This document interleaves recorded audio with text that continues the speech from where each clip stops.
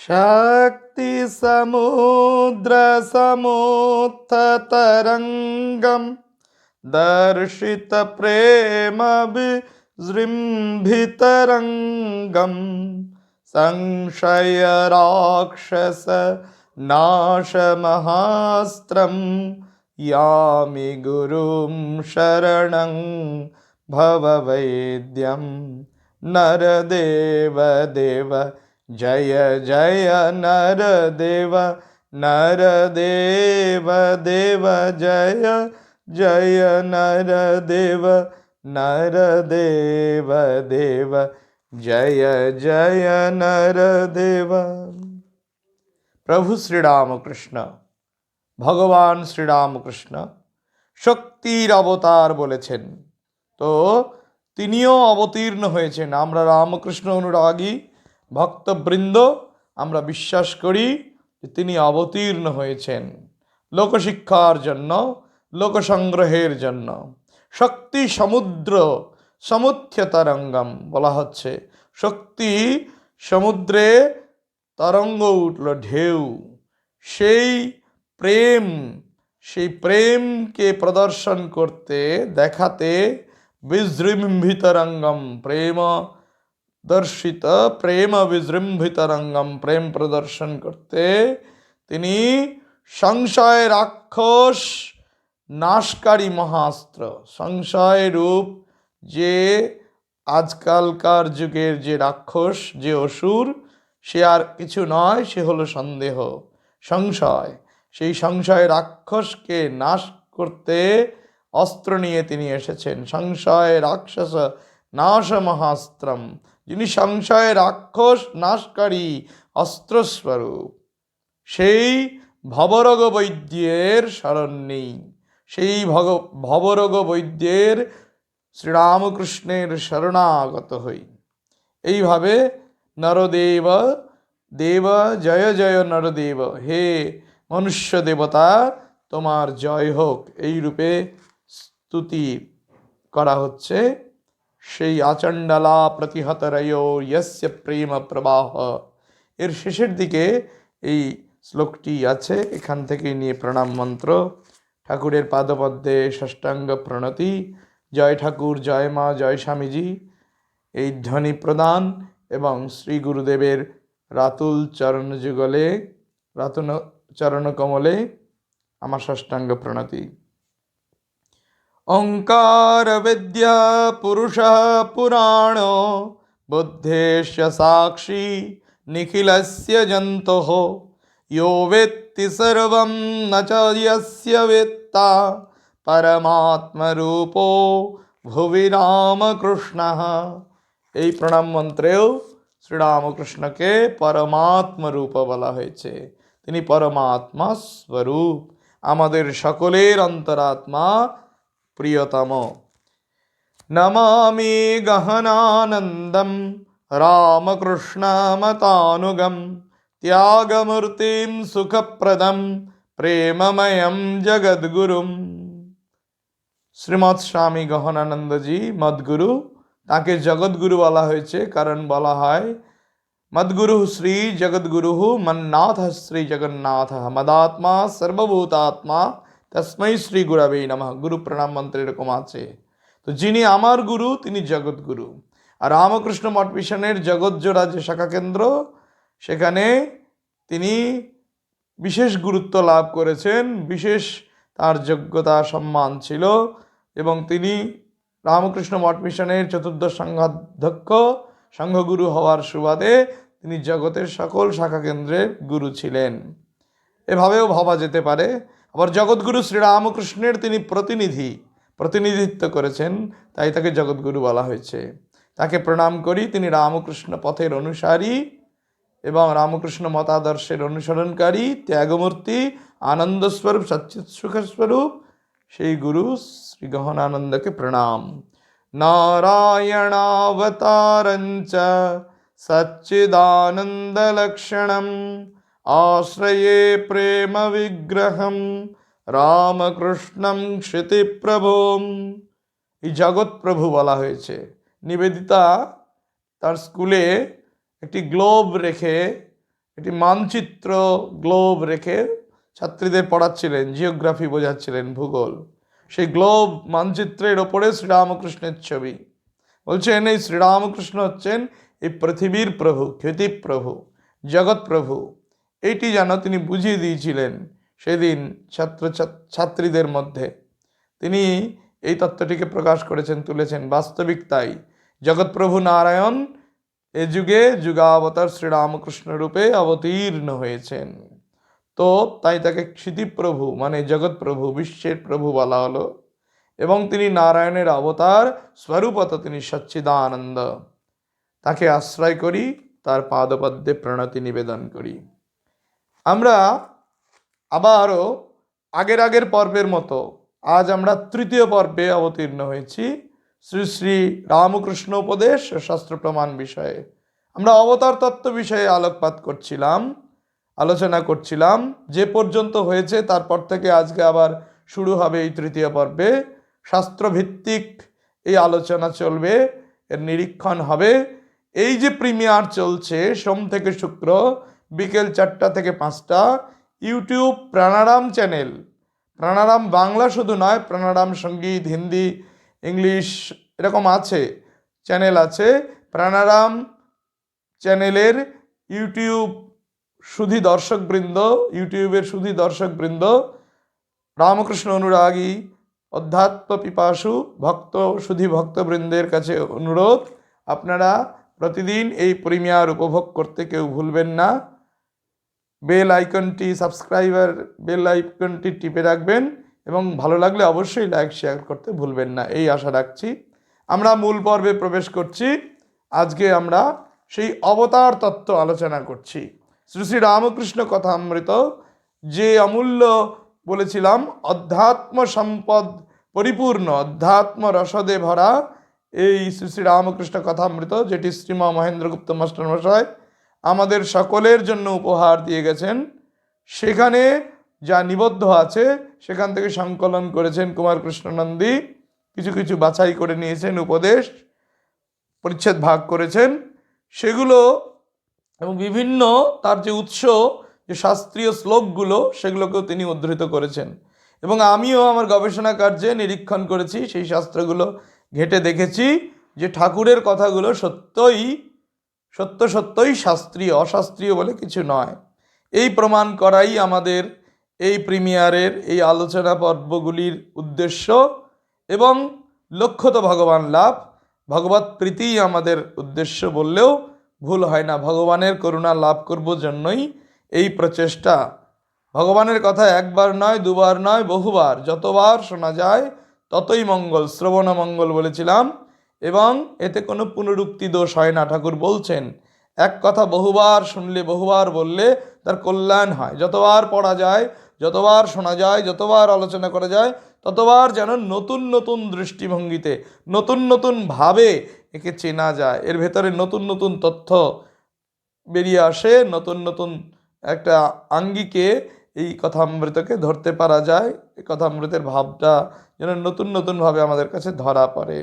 এ চির নতুন, চিরপুরাতন তত্ত্ব, অথচ চির নতুন, পুরা অপি নব। এই পুরাণ পুরুষের কথা, পুরা অপি নব, পুরাতন অথচ নতুন, নবীন, চিরনবীন, সেই জন্য তিনি পুরাণ। এই পুরাণ পুরুষ, পরম পুরুষ ভগবানের কথা কখনো বেস্বাদ হতে পারে না, কখনো স্বাদবিহীন হতে পারে না, কখনো মানুষকে বিপথে চালিত করতে পারে না, বরং তার আধ্যাত্মিক উন্নতি দিন দিন হয়, দিন দিন তার আধ্যাত্মিক পিপাসা বেড়ে যায়, সে আধ্যাত্ম ভাবে সমৃদ্ধ হয়। তো আমরা মূল পর্বে দেখব, যেখান থেকে শেষ করেছিলাম সেই শ্লোকগুলো, সেই উপদেশটি একটু ঝালিয়ে নিয়ে পরের শ্লোকগুলোতে প্রবেশ করব।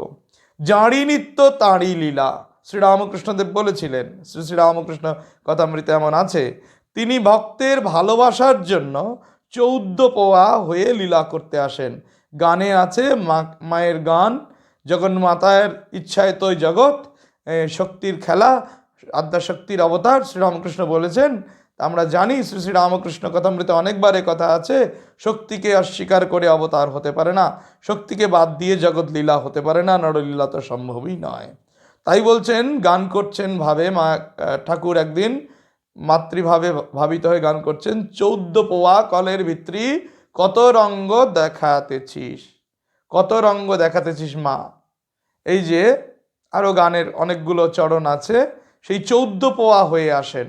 মনুষ্য শরীর নরবপুটা 14 পোয়া, এর যেন মাপ করে বলছেন। তাকে নররূপে দেখতে পেলে তবে তো ভক্তেরা ভাই ভগ্নী বাপ মা সন্তানের মতো স্নেহ করতে পারবে। কারণ ক্ষুদিরাম চট্টোপাধ্যায়, শ্রীযুক্ত ক্ষুদিরাম চট্টোপাধ্যায়ের গৃহ আলোকিত করে তাকে প্রথমে স্বপ্নাদেশ দিয়েছিলেন গয়াধামে। আমরা জানি যে রঘুবীর আসবেন, তার কুলদেবতা বা নারায়ণ তাকে স্বপ্নে বললেন, আমি তোমার ঘরে সন্তান হয়ে যাব, তোমার ছেলে হয়ে যাব, খুদকুড়ে যা হবে তাই দেবে, তাই খাবো তৃপ্তি ভরে।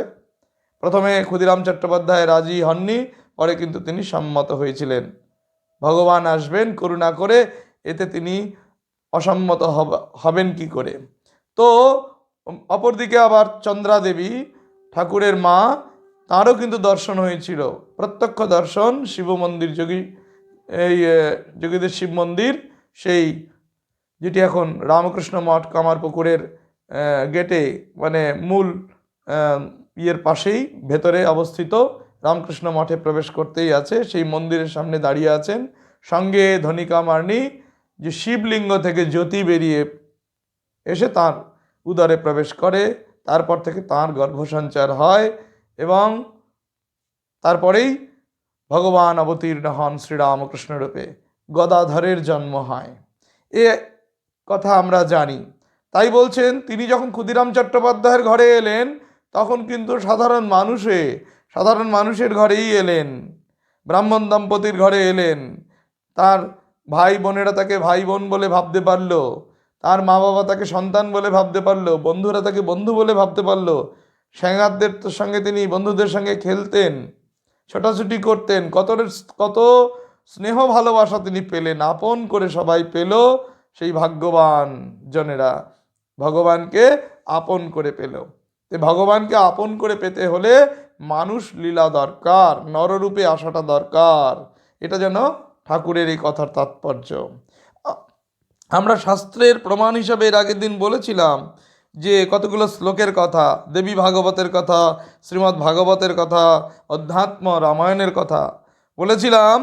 এবং যুগে যুগে বিষ্ণু রবতারাননেকশঃ করোতি ধর্ম রক্ষার্থম ব্রহ্মণা প্রেরিতো ভৃশম এতদর্থোऽবতারোऽয়ং ভুভার হরণায় মে সংরক্ষণায় সাধূনাং কৃতন্যেষাং বধায় চ সাধুত্বের পরিরক্ষণ এবং অন্যদের অসাধুদের বিনাশ। এই হচ্ছে মুখ্য লক্ষ্য। যুগে যুগে অবতীর্ণ ভক্তিযোগে পরিভাবিত হয়ে, ভক্তিযুক্ত হয়ে যারা তার ভজনা করেন, তার হৃৎসরজে যিনি করেন, স্থান দেন, সেই ভক্তদের হৃৎসরজে তিনি করেন, কি নাম, অবস্থান করেন। এবং তুমি জগৎবাসী, এই পুরুষকুলের জগতের সকল মনুষ্যের তুমি নাথ স্বরূপ। ভগবান হচ্ছেন সেই নাথ, জগন্নাথ, জগৎপ্রভু। তিনি কি করেন, ইয়দ হিয়াত উরুগায় বিভাবয়ন্তি তত্তদ বপুঃ প্রণয়সে সদ অনুগ্রহায়। যে শরীর অবলম্বন করে যেভাবে সদ্ব্যক্তি সজ্জনকে যেমন ভাবে লীলা করলে অনুগ্রহ করা যাবে, ভক্তগণকে অনুগ্রহ করা যাবে, তৎ রূপ, সেই রূপ, সেই ভাব অবলম্বন করে তিনি লীলা করেন। আর কি, মনের বিষয় হচ্ছে প্রভু তোমার নির্গুণ রূপ। মনসো বিষয় দেব রূপম তে নির্গুণম পরম। হ্যাঁ, তোমার রূপ সেচে পরম ব্রহ্ম, নির্গুণ। তুমি স্বরূপত যে নির্গুণ পরব্রহ্ম, এটা মনের বিষয়। কথম, তুমি যদি দৃশ্য না হও, তুমি যদি নির্গুণ নিরাকারী থাকো, তাহলে তোমাকে কি করে ভজনা করব? দৃশ্যাভাবে ভজেত কথম অতস্তব অবতারেষু রূপাণি নিপুণা ভুবি। তোমার অবতার সকলের মধ্যে যে সমস্ত রূপ আছে, সেই সমস্ত রূপ নিপুণ সাধকরা, নিপুণ ভক্তগণ কি করেন, বুদ্ধিসম্পন্ন ভক্তগণ ভজনা করেন এবং ভজনা করে কি হন, সেই রূপের ভজনা করে, সেই অবতারের ভজনা করে তারা ভবার্ণব হতে তরে যান, ভবার্ণব পার হয়ে যান, মানে ভব সমুদ্রকে অতিক্রম করতে পারেন, হেলায় অতিক্রম করতে পারেন ভগবানের আশ্রয় গ্রহণ করার জন্য, ভগবানের ভজনা করার জন্য। এভাবে বলছেন। তো ভগবানের আশ্রয় করলে কি হয় এ কথা বলা হচ্ছে এখানে। পরের উপদেশে আমরা দেখব, আজকে শুরু হবে যেটি আরেকটি উপদেশ দিয়ে, যে মানুষ লীলা কেন জানো? মানুষের ভেতর তার কথা শুনতে পাওয়া যায়, মানুষের ভেতর তার বিলাস, মানুষের ভেতরই তিনি রস আস্বাদন করেন, সেজন্যই মানুষ লীলা। আর সব ভক্তের ভেতর তাঁরই একটু একটু প্রকাশ। এই যে 351 পাতা, 351 পাতা কোথায়? যে শ্রী শ্রী রামকৃষ্ণ কথামৃতে 351, 839 এরকম বিভিন্ন পৃষ্ঠাতে এগুলো উল্লেখ আছে। মানুষ লীলার কারণ তিনি দর্শাচ্ছেন। মানুষ লীলার কারণ বর্ণনা করতে গিয়ে বলছেন যে মানুষের ভেতর তার কথাই শোনা যায়, তার আর কারণ নয়, স্বয়ং ঈশ্বর পরব্রহ্ম স্বয়ং ভগবান যখন অবতীর্ণ হন, সেই অবতারের ভেতর তার লীলা বিলাস লক্ষ্য করা যায়। মানুষ শরীরে তিনি আসেন মানে অবতীর্ণ হন, তার ভেতর, মানুষের ভেতর মানে অবতার মানুষের ভেতর, অবতার পুরুষের ভেতর তার বিলাস, তার রসাস্বাদন, মানুষের ভেতর মানে অবতারের ভেতর তার রসাস্বাদন, তিনি রসাস্বাদন করেন।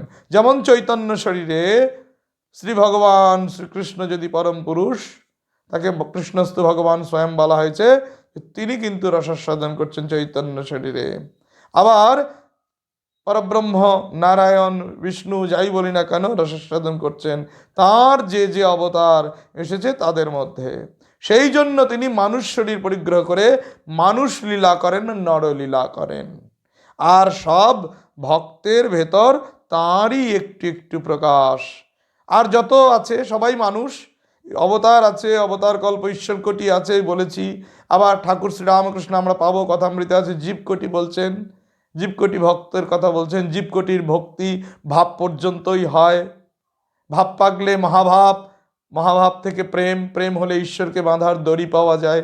যেমন চৈতন্যদেবের প্রেম হয়েছিল, প্রেম হলে জগৎ ভুল হয়ে যায়। শ্রী রামকৃষ্ণ কথামৃতে বলছেন, অনেকবার একাধিকবার বলেছেন, বিভিন্নভাবে বলছেন বিভিন্ন ভক্তদের। শ্রী শ্রী রামকৃষ্ণ বলছেন, এই উপদেশ দিচ্ছেন। এর মধ্যে দেখলাম যে ভাব জীবের জন্য, জীবকোটির জন্য মহাভাব, প্রেম ঈশ্বর কোটি, অবতার আদি, অবতারের লীলা সঙ্গী অন্তরঙ্গ যারা ঈশ্বর কোটি আসেন এবং অবতার পুরুষ, এদের জন্য মহাভাব প্রেম। এইভাবে কেন ভাগ করলেন, কি করলেন, এটা শ্রীরামকৃষ্ণ দেবের উচ্চতায় তো আমরা কেউ নেই, আমি তো অন্তত নই, সুতরাং এটা বোঝা আমার পক্ষে কঠিন। যাদের ভক্ত বলছেন সাধারণ, তার ত্যাগী পার্শ্বদের মধ্যে অনেককে ঈশ্বরকোটি বলেছেন, অনেকে বলেননি, কিন্তু যাদের বলেননি তারাও কিন্তু কোনো অংশে কম না, আমাদের থেকে অনেক অনেক উন্নত। তাদের উচ্চতা মাপ করা আমাদের পক্ষে দুঃসাধ্য। তো তাদের মধ্যে তিনি কিভাবে ঈশ্বরকোটি জীবকোটির ভাগ করলেন সেটা ভগবান তিনিই জানেন, যিনি এটি বোঝেন, যিনি এটা উপলব্ধি করেছেন তিনিই প্রকাশ করতে পারেন। যার এটা উপলব্ধি হয়নি, যিনি সে স্তরে ওঠেননি, তিনি কি করে এর পার্থক্য করবেন। তো যাই হোক, ঠাকুর বলছেন এই ঈশ্বরকোটি অবতার কল্প, এদের মধ্যে তার লীলা প্রকাশ, ঈশ্বরকোটি অবতারের মধ্যে এর লীলা, এই মানুষ লীলা। আর সব ভক্ত যারা জীব তাদের ভেতর একটু একটু প্রকাশ, ভক্ত মানুষ জীব, জীব কোটি তাদের মধ্যেও আছে কম প্রকাশ। বলছেন এর এই যে উপদেশ দুটো, মানে একটি উপদেশের দুটি অংশ আমরা ভাগ করে নিয়েছি। হ্যাঁ, এই দুটি অংশের দুটি শ্লোক আছে, মানে দুটি শ্লোক না, একটি শ্লোক এখানে আছে এই উপদেশটির জন্য, যেটির সঙ্গে এ ভাব সাদৃশ্য আমরা লক্ষ্য করতে পারবো। লঘু ভাগবতামৃত কৃষ্ণ জন্মখণ্ডে বলছেন বিবিধাশ্চর্য মাধুর্য বীর্যৈশ্বর্যাদি সম্ভবাত স্ব স্ব দেবলীলাভ্যো মর্তলীলা মনোহরা। বলছেন বিবিধাশ্চর্য, বিবিধ নানা প্রকার, আশ্চর্য মাধুর্য গুণমণ্ডিত, মধুরতা মাধুর্য গুণ সম্পন্ন, বীর্য ঐশ্বর্যাদি সম্ভবা, বীর্য এবং ঐশ্বর্যাদি সম্ভব হেতু, মাধুর্য বীর্য ঐশ্বর্য বিভিন্ন এই থেকে এই হেতু এখান থেকেই নিজ নিজ দেবাদি লীলাভ্য, দেবাদি লীলা সমূহ, হ্যাঁ এই দেবাদি লীলা ঘটছে, দেবলীলা তির্যক লীলা এর আগে বলা হয়েছে, নরলীলা জগৎ লীলা ঠাকুর বলছে নিশ্চয় এই সমস্ত। তো এই লীলার মধ্যে কে বলা হয়েছে মর্তলীলা মনোহরা, মর্তলীলা, মর্তে যখন লীলা করতে আসছেন তাহলে নর শরীরকেই শ্রেষ্ঠ বলা হয়েছে, নরবপু তাহার সমা। বলছেন কৃষ্ণেরও যতেক লীলা সর্বোত্তম নরলীলা, নরবপু তাহারি প্রকাশ। যে নরবপু হচ্ছে শ্রেষ্ঠ বপু, তার প্রকাশ, সেই পরমেশ্বর পরম সত্তার প্রকাশ সেই নরবপুতে। কৃষ্ণেরও যতক লীলা বলা হচ্ছে ভক্তিশাস্ত্রে, তো ভক্তিশাস্ত্র অনুযায়ী কথাটি আছে বৈষ্ণবীয় শাস্ত্রে যে কৃষ্ণের যত লীলা আছে তার মধ্যে সর্বোত্তম নরলীলা, নরবপু তাহার প্রকাশ। শ্রীরামকৃষ্ণ ঠিক এই কথাটিই বলছেন, অনুরূপ কথা। কি বলছেন? নরলীলা সর্বোত্তম লীলা, এটি যেন বোঝাতে চাইছেন। তিনি মর্তলীলা করতে আসেন, মানুষ হয়ে আসেন, সেই জন্যই মানুষ লীলা, মানুষের ভেতর তিনি রসাস্বাদন করবেন। নরবপু তাহার প্রকাশ, হ্যাঁ কৃষ্ণের যতেক লীলা সর্বোত্তম নরলীলা, নরবপু তাহার প্রকাশ, মানুষের ভেতরই তিনি রসাস্বাদন করেন, সেজন্যই মানুষ লীলা। আর সব ভক্তের ভেতর বলছেন তাঁরই একটু একটু প্রকাশ। যেমন ঠিক সূর্যোদয়ের সময়ে সূর্য, সে সূর্যকে দেখলে চক্ষু কি হয়? ঝলসে যায় না, বরং চক্ষের তৃপ্তি হয়। আরেকটি উপদেশে দেখছি, ভক্তের জন্য ভগবানের নরম ভাব হয়ে যায়, তিনি ঐশ্বর্য ত্যাগ করে ভক্তের কাছে আসেন। যেমন অচিনে গাছ, তাকে দেখে কেউ চিনতে পারে না, তিনি অবতার হয়ে জ্ঞান ভক্তি শিক্ষা দেন। একটি উপদেশের মধ্যে কতগুলো ভাগ, কতগুলো আমরা বাক্য লক্ষ্য করছি, 3টি 4টি 5টি, এই উপদেশে 5টি বাক্য আমরা লক্ষ্য করলাম, উপদেশ একটি, কিন্তু 3টি শ্লোকের সঙ্গে, 3টি শাস্ত্রীয় শ্লোকের সঙ্গে এর সাদৃশ্য সাম্য দেখানো হয়েছে। যেমন ঠিক সূর্যোদয়ের সময়ে সূর্য, বলছেন সূর্যোদয়ের সময়ের সূর্য সেই লাল ডিমের কুসুমের মতো আমরা কেউ বলি, সেই অরুণোদয়কালে যে সূর্য, লাল টকটকে সূর্য, সেই সূর্য দেখে যেন মনে প্রাণে শান্তি হয়, চোখ যেন জুড়িয়ে যায়। কি সে অপূর্ব মনোরম দৃশ্য, সে দৃশ্যে কিন্তু চোখ ঝলসে যায় না। এই কতখানি বাস্তব একটা ব্যাপার, একটা বিজ্ঞান, একটা আমরা যাকে সায়েন্স বলছি, সেটাকে কত সাধারণভাবে উদাহরণ হিসেবে গ্রহণ করলেন শ্রীরামকৃষ্ণ নিজস্ব শৈলীতে। বললেন সূর্যোদয়ের সূর্যকে দেখলে যেমন চোখ ঝলসে যায় না, বরং চোখের তৃপ্তি হয়, ভক্তের জন্য ভগবানের নরম ভাব হয়ে যায়। ভগবানের অনেক ঐশ্বর্য, ভগবানের যে তেজস্বিতা, যে তার ঐশ্বর্য, যে তার সেই জ্যোতিপূর্ণ, সেই যে তার রূপ, জ্যোতিমণ্ডিত, জ্যোতিষ্মান তিনি, তার সেই ঐশ্বর্য দেখে আমাদের কষ্ট হতে পারে, তাই তিনি কি করেন? ভক্তের জন্য নিজের ঐশ্বর্য ত্যাগ করেন, ত্যাগ করে ভক্তের কাছে আসেন। যেমন অচিনে গাছ, সূর্যের সঙ্গে ঐশ্বর্যবিহীন লীলাকারী অবতারের ঐশ্বর্য ত্যাগকারী ভগবানের উদাহরণ, সাদৃশ্য বা তুলনা করে বললেন। আর কি বললেন? যেমন অচিনে গাছ, এমন এমন দেশ নাকি আছে, এমন জায়গা আছে, সেখানে এমন ধরনের গাছ আছে যেখানে সেই গাছকে কেউ কখনো দেখেনি বা তার নাম জানে না। দেখে কেউ চিনতে পারে না। চিনতে পারে না জন্য এই গাছটার নাম কি? অচিনে গাছ। তিনি অবতার হয়ে জ্ঞান ভক্তি শিক্ষা দেন, এই বলছেন ঠাকুর। আর কি বললেন? যে তিনি অবতার হয়ে জ্ঞান ভক্তি শিক্ষা দেন। তো প্রথম অংশে আমরা দেখব যে কি সাদৃশ্য আছে। শ্রীমদ্ ভাগবতে আছে দশম স্কন্ধে 29 অধ্যায় প্রথম শ্লোকে আছে বৃহৎ বৈষ্ণব তোষণীতে এর ব্যাখ্যা আছে। ইদানিম শ্রী ব্রজসুন্দরীণাম মনোরথ পরিপূরণ দ্বারা প্রেম রস বিস্তারণ রূপম তদ অবতার মুখ্যতর প্রয়োজনম দর্শয়न् তাभिः सह विहरणमेव तस्य सर्वातिशायी सुखमिति च प्रकटयन् ইত্যাদি। আরো বৃহৎ বৈষ্ণব তোষণী এই টিকাতে আছে। শ্রীমদ্ ভাগবতের দশম স্কন্ধের যে বললাম শ্লোকের ব্যাখ্যা করতে গিয়ে টিকায় এটা আছে। কি আছে? ব্রজসুন্দরী ব্রজগোপীদের মনোরথ মনের অভিলাষ পরিপূরণের দ্বারা পূর্ণ করা ইচ্ছায় বা পূর্ণ করার মাধ্যমে প্রেমরস বিস্তার করার রূপ সেই অবতারের মুখ্যতর প্রয়োজনকে দেখিয়ে, সেই অবতার বলতে শ্রীকৃষ্ণ অবতার ব্রজগোপীদের মনোরথ পূরণ করেছিলেন। তিনি স্বয়ং অবতারই, আবার অবতার, তাঁরই অবতার, আবার তাকে অবতারও বলা হচ্ছে। তো তিনি কি করেছিলেন? সেই ব্রজগোপীদের করেছিলেন, মনোরথ পরিপূর্ণ করেছিলেন প্রেমরস বিস্তারের দ্বারা, এবং তার সেই অবতার গ্রহণের মুখ্য প্রয়োজনকে দেখিয়ে তাভি সাহা বিহরণমেবা তস্য, তাদের সঙ্গে বিহার করেছিলেন। তাদের সঙ্গে বিহার করাই ছিল তার সর্বাতিশয়ী সুখ।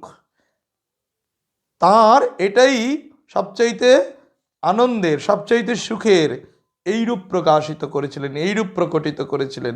মানে ভক্তের জন্য, ব্রজসুন্দরীরা আর কেউ নন, ভক্ত। সেই ভক্তের মনোরথ পরিপূরণ করবার জন্য, প্রেমরস বিস্তারের জন্য সেই অবতারের মুখ্য প্রয়োজন প্রদর্শন করে তাদের সঙ্গে লীলাবিলাস করেছিলেন, বিহার করেছিলেন, বিহরণ করেছিলেন, লীলাবিলাস করেছিলেন।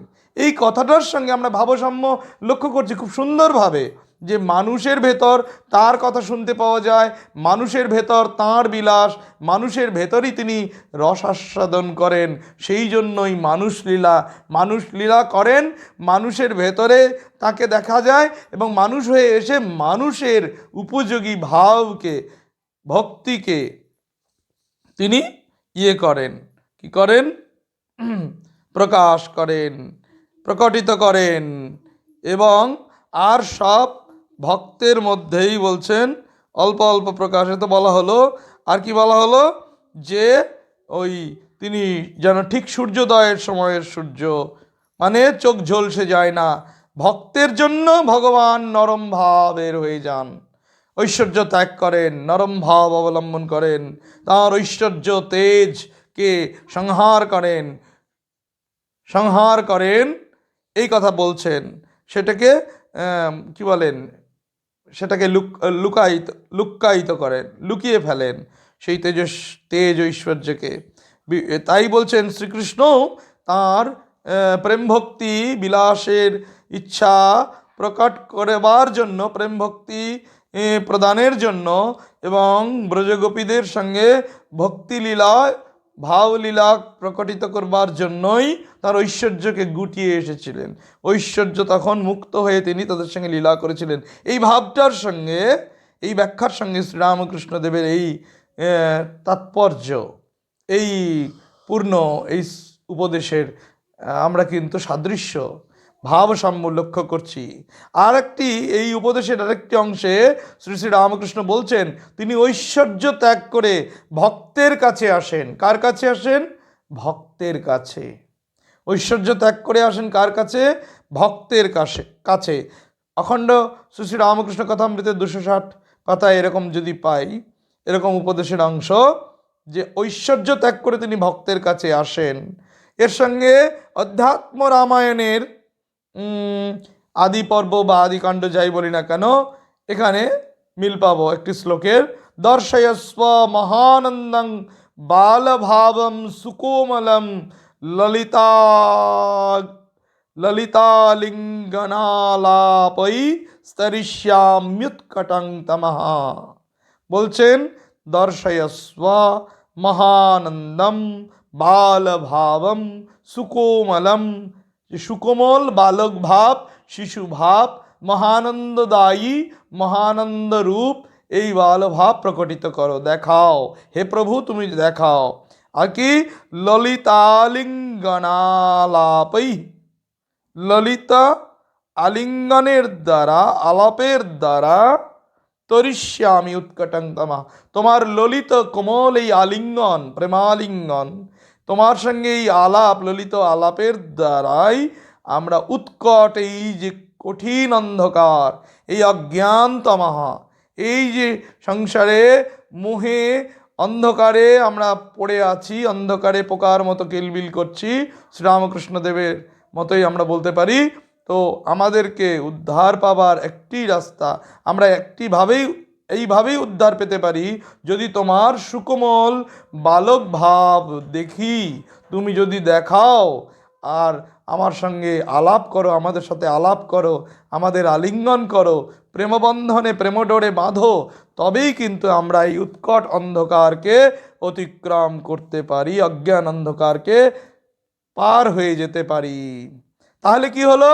তুমি বালভাব অবলম্বন করেছো, কোমল ভাব অবলম্বন করেছো, তোমার ঐশ্বর্য তেজকে তুমি গোপন করেছো, লুকিয়েছো, সংযত করেছো, সংহত করেছো, ঐশ্বর্য সংহত করে এসেছো। তো এই যে ঐশ্বর্য ত্যাগ করে ভক্তের কাছে আসা, এইটার সঙ্গে অধ্যাত্ম রামায়ণের এই শ্লোকটির কিন্তু অভূতপূর্বভাবে মিল, অভূতপূর্ব মানে কি বলবো, সাদৃশ্য, অপূর্ব সাদৃশ্য।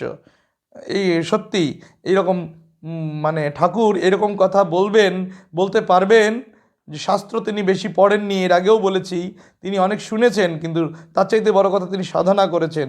এই সাধনা করে তিনি যে উপলব্ধি করে যে উপদেশ দেবেন, তিনি স্বয়ং ভগবান, তো তিনি এই কথাগুলো বলছেন। কিছু না পড়ে না জেনে কি করে বলতে পারেন? যে কথাটি বলছেন সেগুলো বেচাল নয়। ওই যে ঠাকুর বলছেন, মা আমার বেচালে পা পড়তে দেয় না, তো বেচালে তার পা পড়ে না। তিনি যে উপদেশ দিচ্ছেন সমস্ত সমান আমরা পেলাম অধ্যাত্ম রামায়ণে। এবার এই উপদেশের তৃতীয় অংশে দেখব, ঠাকুর বললেন অচিনে গাছের কথা। এই অচিনে গাছ মানে অজ্ঞাত তরু, সংস্কৃতে আমি গবেষণা করতে গিয়ে এর অনুবাদ করেছি, অজ্ঞাত বৃক্ষ। তো ভগবান অবতারঃ অজ্ঞাত দ্রুমঃ ইব, অজ্ঞাত তরুহু, অজ্ঞাত তরুহু ইব, অজ্ঞাত গাছের মতো, অচিনে গাছ, তাকে দেখে কেউ চিনতে পারে না। ঠাকুর নিজের সম্পর্কে এর আগে বলেছিলাম, আগের পর্বে ইঙ্গিতে বলেছেন, এবার ঐশ্বর্য লুকিয়ে আসা, এবার ছদ্মবেশে জমিদারি দেখতে আসা। তো অচিনে গাছ, তাকে কেউ চিনতে পারে না। যে ঠাকুর উদাহরণ দিয়েছেন, শ্রী শ্রীরামকৃষ্ণ কথামৃতে আছে, শ্রীরামচন্দ্রকে 12 জন ঋষি চিনেছিল, অনেক ঋষি চিনতে পারেননি, আর বাকি সবাই তারা ঋষি হওয়া সত্ত্বেও ভেবেছিল দশরথের বেটা। আর 12 জন ঋষি বলছেন, জো রাম দশরথ কি বেটা ওই রাম ঘট ঘট মে লেটা। মানে এই প্রত্যেকটা ঘট মানে যে ঘট স্থাপন করে পূজা করছি মূর্তির সামনে, সেই ঘট কেবল নয়, ঘট মানে এই যে আমাদের মনুষ্যের শরীর রূপ ঘটে, হৃদয় কন্দরে তিনি বসে আছেন অন্তরাত্মা রূপে, তিনি হচ্ছেন প্রাণারাম শ্রীরাম। সেই জন্য এই রামকে কিন্তু সবাই চেনেনি, অনেকেই, অধিকাংশ ঋষিরাও কি দশরথের ছেলে বলেই, মানুষ বলেই জানতেন। তো এই প্রসঙ্গেও আমরা এই কথাটা বলতে পারি যে ঠাকুর বলছেন অবতার যেন অচিনে গাছ, তিনি জ্ঞান ভক্তি শিক্ষা দেন, জগৎগুরু তো, সেই জন্য তিনি কিছু শিক্ষা দিতে আসেন। কুরুক্ষেত্রের যুদ্ধ হচ্ছে, ধর্ম অধর্মের যুদ্ধক্ষেত্রে দাঁড়ালেন, অর্জুনের রথ উভয় সেনার মাঝখানে দাঁড় করালেন অর্জুনের অনুরোধ অনুযায়ী, এবং উভয় পক্ষকে সম্মোহিত করে যুদ্ধ স্থগিত করে দিয়ে তিনি তত্ত্বজ্ঞান প্রদান করছেন তত্ত্বমুদ্রায়, তাকে দর্শন করাচ্ছেন, নিজের স্বরূপ দর্শন করালেন, তত্ত্বজ্ঞান প্রদান করলেন। তারপর কিন্তু যুদ্ধ হয়েছে আমরা জানি। তো এই যে চিত্রটা আমরা দেখতে পাই, তো সুতরাং শ্রীকৃষ্ণ যুদ্ধক্ষেত্রে দাঁড়িয়ে জগৎগুরুর ভূমিকা মানে কি পালন করছেন, জগৎগুরুর ভূমিকায় তিনি অবতীর্ণ হয়েছেন, উপনিষদের আলোকে এই গীতা তত্ত্ব উপহার দিচ্ছেন অর্জুনের মধ্য দিয়ে আমাদের সকলের জন্য এই গীতা তিনি উপহার দিলেন জগৎবাসীকে। তাহলে জ্ঞান ভক্তি শেখাতে তিনি আসেন অবতার, এই কথাটা প্রমাণিত হয়েই যাচ্ছে। এ কথা কোনো ভুল নয়, ঠাকুর যেটা বলছেন কোনো ফালতু কথা নয়, ভুল কথা নয়, সাধারণের কথা নয়, প্রাকৃতজনের অর্বাচীন লোকের কথা নয়, এটা আপ্তপুরুষের কথা। আপ্তপুরুষ তিনি দেবকল্প নন, তিনি দেবমানব, তিনি স্বয়ং অবতার, স্বয়ং ভগবান। তিনি বলছেন, সাধারণ কেউ বলছে না। তার কথা কি করে বিফল হবে, তার কথা কি করে মিথ্যা হবে? তো তার এই কথামৃতে বা উপদেশে সঙ্গে এই অংশের সঙ্গে আমরা চৈতন্যচন্দ্রোদয়ের একটি শ্লোকের সাদৃশ্য খুব লক্ষ্য করছি। वैराग्य विद्या निज भक्ति योग शिक्षार्थमेक पुरुषः पुराणः श्रीकृष्ण चैतन्य शरीरधारी कृपाम्बुधीर्यस्तमहं प्रपद्ये। কি বললেন? চৈতন্যচন্দ্রোদয়ে আমরা কি পাচ্ছি? বৈরাগ্য বিদ্যা নিজ ভক্তি যোগা। বৈরাগ্য বিদ্যা, ত্যাগ বৈরাগ্য, ঈশ্বরে অনুরাগ, বিষয়ে বিরাগ, এর নাম বৈরাগ্য, এই বিদ্যা।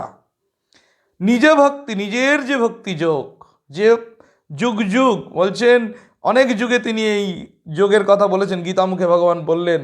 তিনি অনেক আগে বিবস্বান সূর্যকে বলেছিলেন, সূর্য মনুকে, মনু ইক্ষাকুকে, এইভাবে পরম্পরা প্রাপ্ত এই যোগ হারিয়ে গিয়েছিল, সেই যোগকে আবার তিনি গীতায় বলছেন।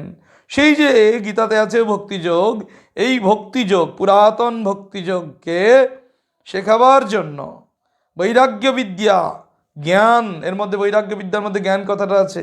ব্রহ্ম সত্যম জগন মিথ্যা, নিত্যানিত্য বিবেক। আর নিত্য অনিত্য বিবেক মানে বিচার পার্থক্য করতে পারলেই, ঈশ্বর আর অনিশ্বরের পার্থক্য করতে পারলেই বৈরাগ্য অবলম্বন করা যায়। তাহলে জ্ঞান আর ভক্তিযোগ এই কথাটাই বোঝাতে চাইছেন। এটা শেখানোর জন্যই পুরুষ, পুরাণ পুরুষ, ওই যে বললাম পুরাণ পুরুষ মানে পরমাত্মা, পরমেশ্বর। কারণ পুরা অপি নব, অতি পুরাতন, অতি নবীন, চিরনবীন। অতি নবীন কথাটা ঠিক নয়, চিরনবীন।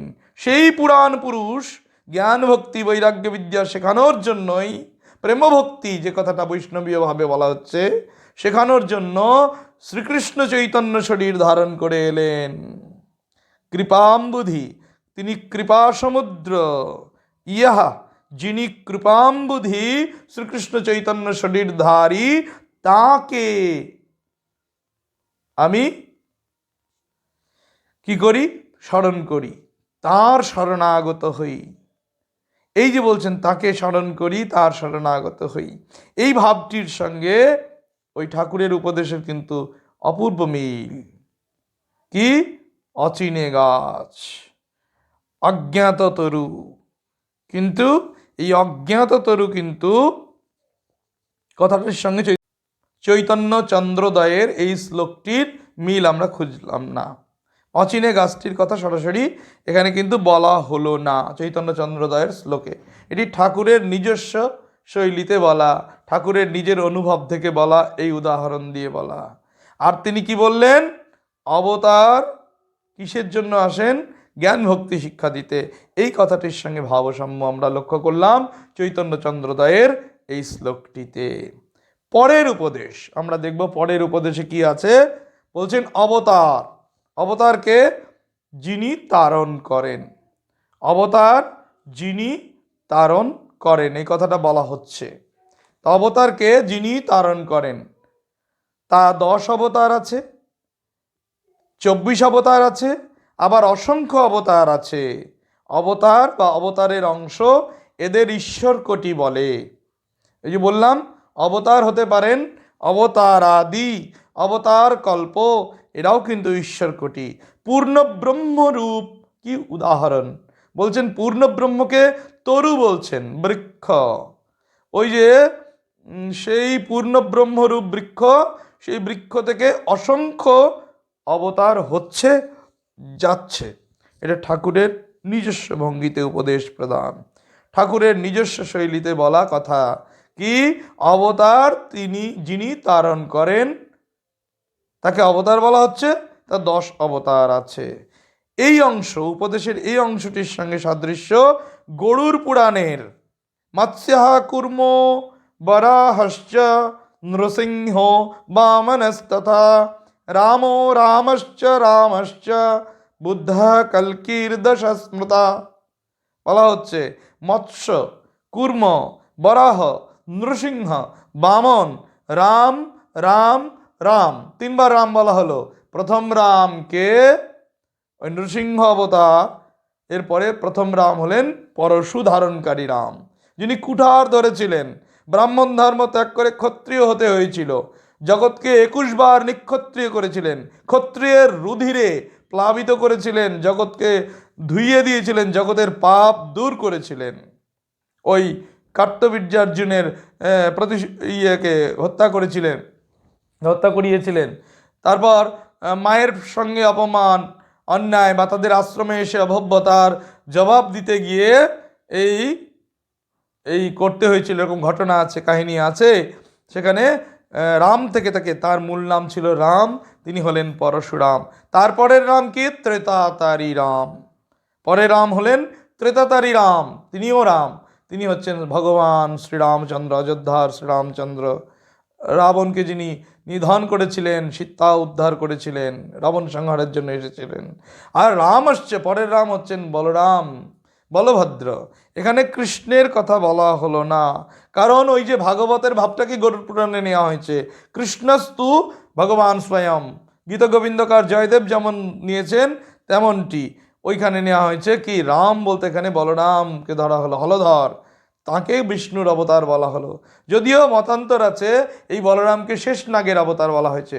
শ্রীরামকৃষ্ণ কথামৃতে বলা হচ্ছে বিষ্ণুরই একটি শ্বেত কৃষ্ণ আর কালো কৃষ্ণ বর্ণের চুল, শ্বেত চুল আর কৃষ্ণ চুল। শ্বেত বর্ণের কেশ থেকে বলরাম, আর কৃষ্ণ বর্ণের এই কেশ থেকে নারায়ণের এই মূল পুরুষের কৃষ্ণ কেশ থেকে উৎপত্তি, শ্রীকৃষ্ণের উৎপত্তি। এইভাবে ঠাকুর বলেছেন, কথামৃতে আছে কোথাও। তো তিনি কিন্তু এখানে বিষ্ণুর অবতার, বিষ্ণুরই বলা হচ্ছে। শেষনাগের অবতার বলা হলেও তিনি বিষ্ণুর অবতার রূপে এখানে দেখানো হয়েছে। সেই বলভদ্র রামকেও রাম বলা হচ্ছে।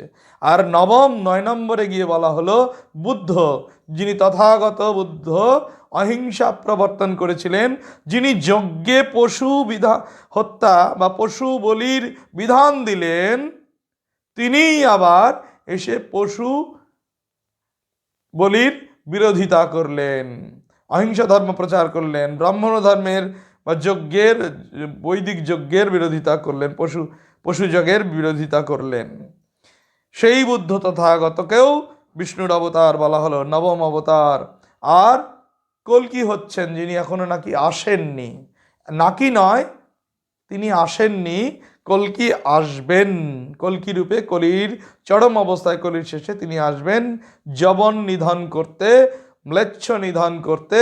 আমরা বলতে পারি এক কথায় অসাধু দমনের জন্য, পাপ বিনাশের জন্য, জগতে সত্য ধর্ম পুনঃসংস্থাপনের জন্য তরবারি আর ঘোড়া, ঠাকুরের ভাষায় মানে ঘোড়ায় চেপে তরবারি হাতে আসবেন, ধূমকেতুর মতো আবির্ভূত হবেন। এই 10ম অবতার হচ্ছেন কল্কি। এই 10টি অবতারের কথা গরুড় পুরাণে পেলাম। সেই কথাটির মানে এতগুলো বলে দেননি, এতগুলো নাম বলে, সেই কথা অনুরূপে এতগুলো নাম বলে শ্রীরামকৃষ্ণ তার উপদেশে বললেন না, শুধু বলে দিলেন 10 অবতার আছে। আবার 24 অবতার আছে বলছেন। 24 অবতার, তার সাদৃশ্য, এই উপদেশের সাদৃশ্য, এই উপদেশের সাম্য কোথায় খুঁজব? যে আছে, যে ভাগবতে আছে, যত্রোদ্যতঃ ক্ষিতিতলোদ্ধরণায় বিভ্রত ইত্যাদি শ্লোকে আছে। এই ইত্যাদি শ্লোকের মধ্যে আছে যত্র উদ্যতঃ ক্ষিতিতলো ধরণায় বিভ্রাত। এখানে 24 অবতারের কথা বলছেন ঠাকুর। এখানে কত আরো দুটো অবতার যোগ করেছেন। বিভিন্ন রকমের অবতারের ভাগ আছে, যদিও মূল শাস্ত্রে ভাগবতে 22 অবতারের কথা আছে। এই দুই অবতার আগের পরের দুটো নিয়ে 24 অবতার হয়তো ঠাকুর বলছেন। এখানে গুণাবতার, লীলাবতার অনেক রকম তো আছেন, এই যোগ করে 24 অবতারের কথা বলছেন। যে অবতার আছেন, ক্ষিতিতল মানে পৃথিবী উদ্ধারের জন্য তিনি অবতীর্ণ হন, এই রকম 22 বা 24 সংখ্যাটা একটু হয়তো সংখ্যাগত কিছু একটু পার্থক্য আছে, কিন্তু অবতীর্ণ হয়েছেন জগৎ উদ্ধারের জন্য, জীবের উদ্ধারের জন্য, কল্যাণের জন্য, লোকশিক্ষার জন্য, তিনি তারণ করার জন্য এসেছেন। এই কথাটা মিলল। ইয়ত্রদ্যতঃ ক্ষিতিতল উদ্ধরণায়। আর কি বলছেন? অসংখ্য অবতার আছে শ্রীরামকৃষ্ণ বলছেন। এর সঙ্গে সাদৃশ্য, এই কথাটা যে ভুল নয়, এই কথাটা ভাগবতে আছে। অবতারা হি অসংখ্যাহা আছে, হচ্ছে 26 নম্বর শ্লোক। কোথায় আছে? প্রথম স্কন্ধের 3য় অধ্যায়ের 26 নম্বর শ্লোকে আছে। অবতারা হি অসংখ্যা হরেহ সত্ত্ব নিধের্দ্বিজাহ यथा वीदासिनः कुल्याः सरसः स्युः सहस्रशः। অবতার অসংখ্য, অবতার এইটুকুর সঙ্গে মিলল। অন্যান্য এত কথার সঙ্গে হয়তো ঠাকুরের উপদেশের কোনো সাদৃশ্য আমরা লক্ষ্য করলাম না, বা ঠাকুর এত কথা বলেননি। এই মূল কথাটা বলে দিলেন, এখান থেকে নিলেন শ্লোকের সার কথা কি, সার কথা গ্রহণ করে ভক্তের জন্য এই অন্নগত প্রাণ কলিযুগের স্বল্পায়ু ভক্তের কল্যাণের জন্য অত বড় শ্লোকটাকে ছোট করে সংক্ষেপে মূল কথাটা বলে দিলেন। অসংখ্য অবতার আছে। অবতার বা অবতারের অংশ, এদের ঈশ্বর কোটি বলে। অবতারকে ঈশ্বর কোটি বলছেন, ঠাকুরের কথায় আছে, ঠাকুর কথামৃতে বলেছেন। আবার অবতারের যারা অংশ, যারা অন্তরঙ্গ পার্শ্বদ আছেন কেউ কেউ, তারাও কিন্তু ঈশ্বর কোটি। অবতার আর অবতারের অংশ, এদেরকে ঈশ্বরের কোটি বলা হয়, ঈশ্বর কোটি বলে।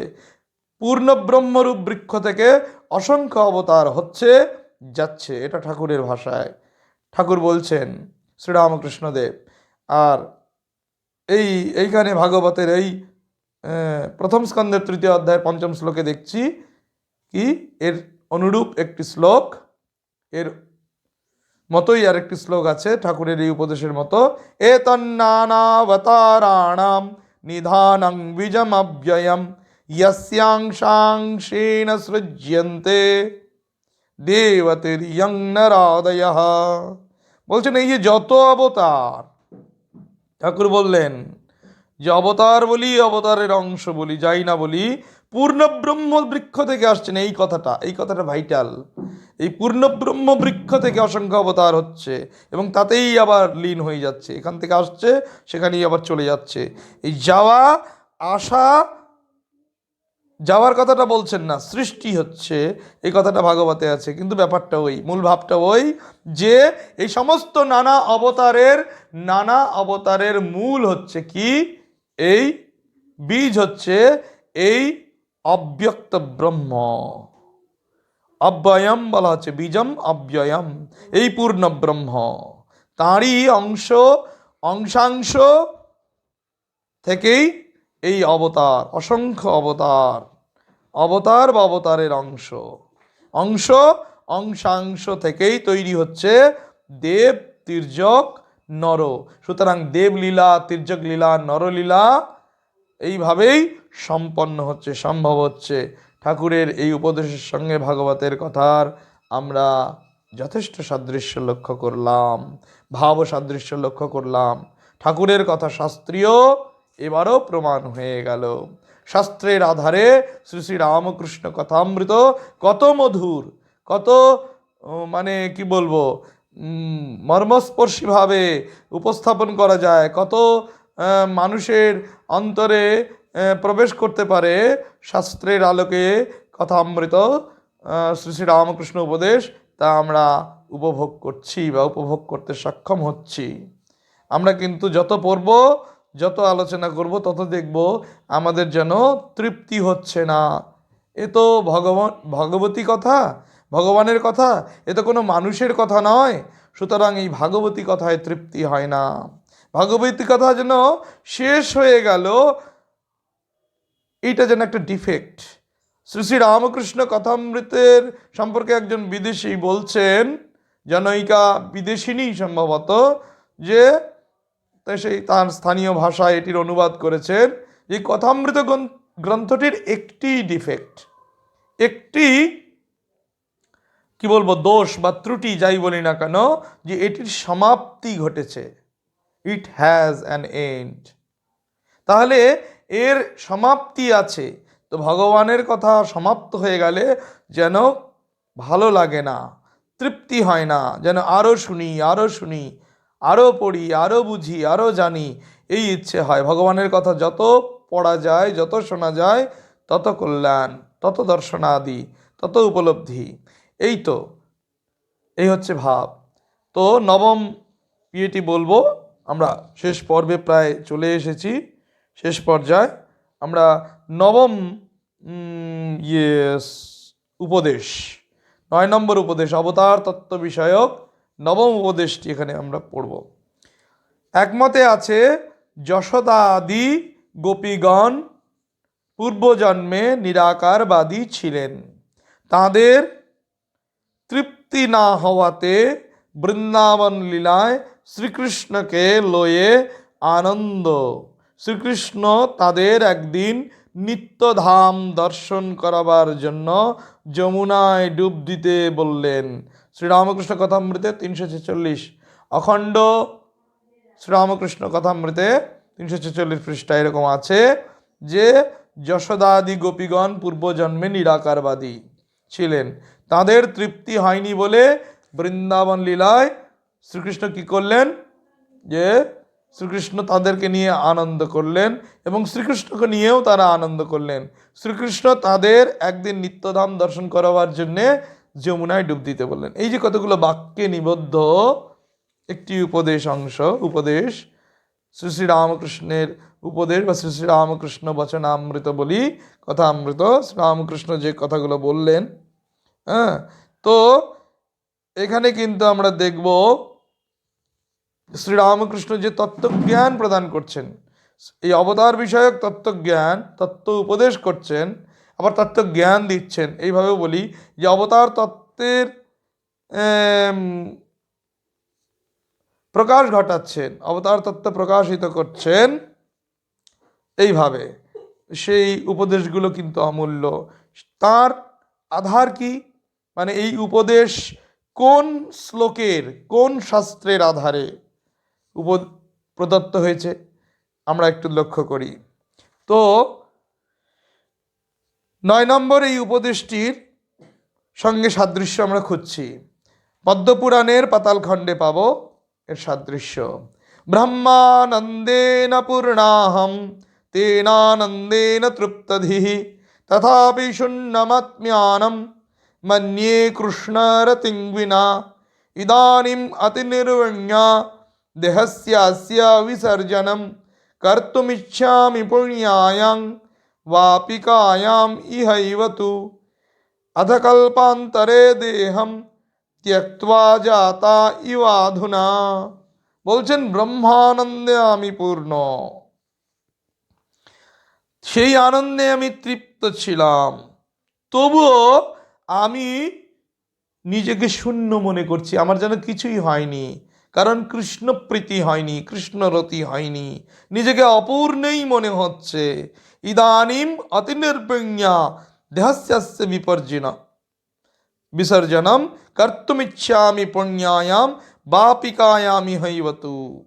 আমরা অতি নির্বণ্য চিত্তে কি, অতি নির্বণ্য আমরা এখন এই দেহের বিসর্জন দেওয়ার জন্য, দেহকে বিসর্জন দিয়ে দেবার জন্য গঙ্গায় জলে স্নান করতে এসেছি, বা গঙ্গায় দেহ বিসর্জন করে, গঙ্গায় তো নয় যমুনায় দেহ বিসর্জন করে, পুণ্য সলিলে শরীর বিসর্জন করে অন্য শরীর ধারণ করেছি। অন্য কল্পে এসে এখন এই কল্পান্তরে অন্য শরীর ধারণ করেছি, ওই দেহ ত্যাগ করে এসে অন্য শরীর ধারণ করেই এবং করে কৃষ্ণরতি উপভোগ করছি।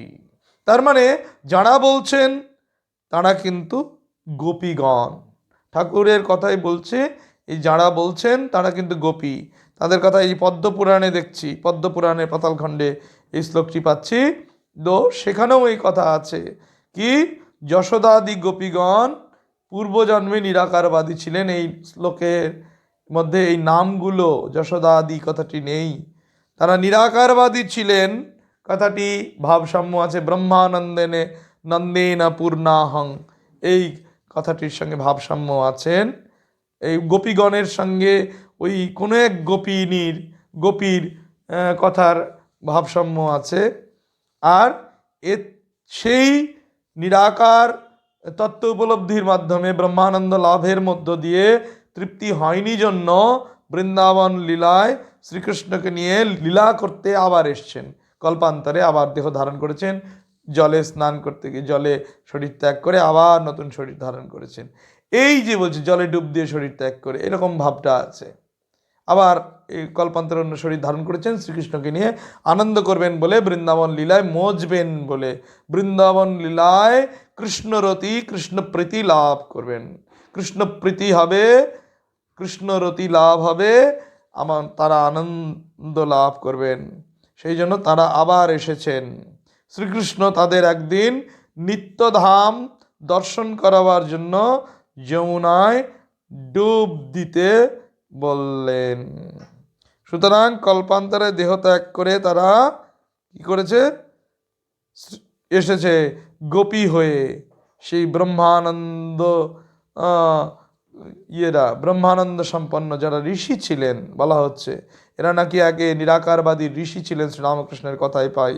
তারা ব্রহ্মানন্দে তৃপ্ত হতে পারেননি, তারা কিন্তু কৃষ্ণরতি লাভের জন্য তারা আবার এসেছেন, গোপী হয়ে এসছেন কৃষ্ণের সঙ্গে লীলাবিলাস করতে, কৃষ্ণরতি লাভ করতে, কৃষ্ণে প্রেম ভক্তি লাভ করে ধন্য হতে, কৃষ্ণপ্রীতি লাভের উদ্দেশ্যে আবার এসেছেন।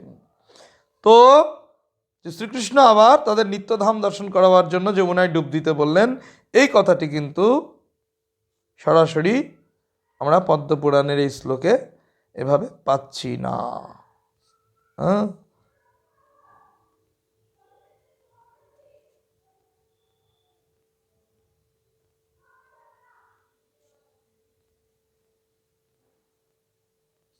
তা আমরা কিন্তু ডুব দিয়ে গোলক দর্শন করালেন এমন নয়, এই কথাটি ভাবগতভাবে আছে শ্লোকটির মধ্যে। সরাসরি এই আক্ষরিক অনুবাদের সঙ্গে যদি দেখি, শ্রী শ্রী রামকৃষ্ণ কথামৃতে আমরা পাচ্ছি না বা পাবো না। তো যাই হোক না কেন, আক্ষরিক সাম্য বিচার করা আমাদের উদ্দেশ্য নয়।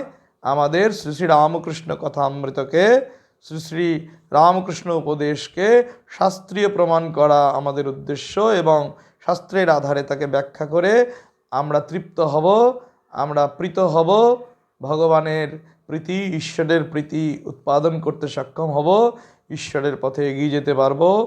আমরা দিন দিন প্রেম ভক্তি জ্ঞানের অধিকারী হব।